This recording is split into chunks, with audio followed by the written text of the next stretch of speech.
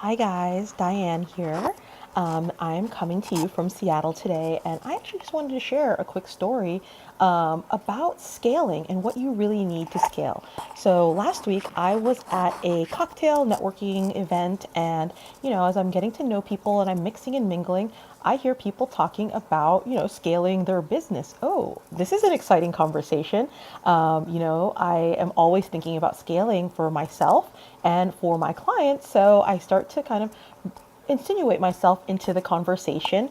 And as I'm kind of getting to up to speed on what they're talking about, I kind of cringed internally when I heard about them talking about scaling because they were talking about the growth in their business, the growth in their scale, and then also the growth in their resources, their new team members that they're bringing on board to do the work. And the reason I was cringing was because this isn't scaling.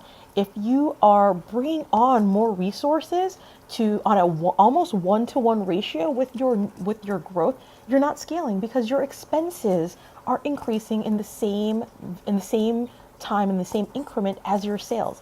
Scaling is really about efficiency.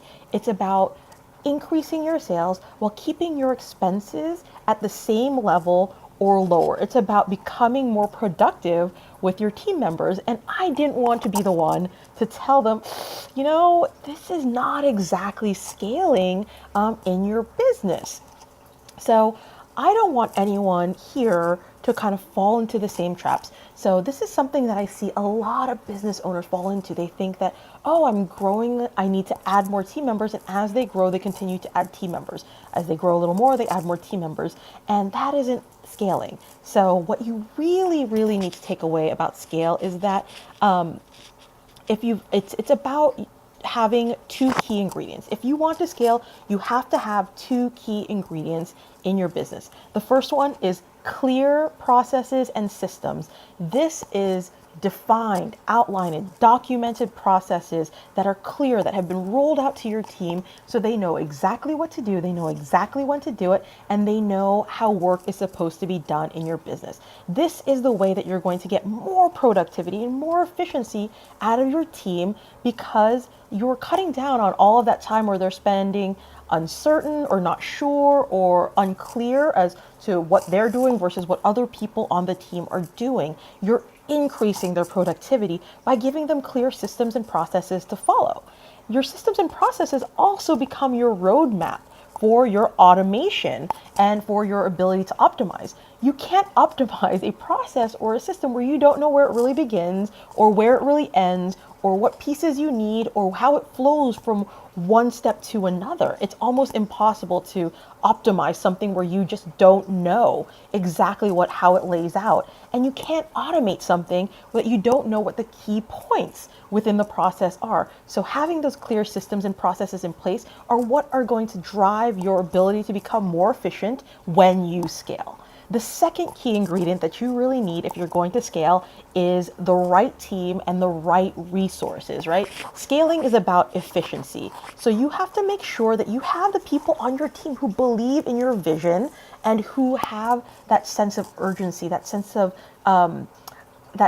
dynamicism where they want to build your business for you. They want to help you achieve what your vision is, and they are willing to go about it in a creative way so that you can be the most efficient and you can get there as quickly as possible. Having those key resources in place is important to your scale because not only are those people going to be the ones that are executing the work for you so that you can scale, but they also have to be able to have that sense of urgency so that they can work really efficiently, and they have to have a sense of creativity so they come up with really creative solutions to the problems and the challenges that come up as you scale, and they can do it quickly.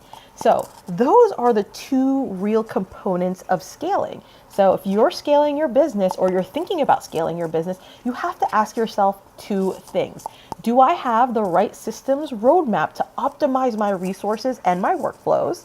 And number two, do I have the right resources in place to help me execute my systems and processes in an efficient and productive manner? If you answered yes to both of these questions, then congratulations. You are on your way to a really well scaled business. If this resonates with you or you're not really on this track, reach out, drop me a comment. I love talking with you guys, and I'm happy to help brainstorm or share my feedback. So until next time, this is Diane. Bye.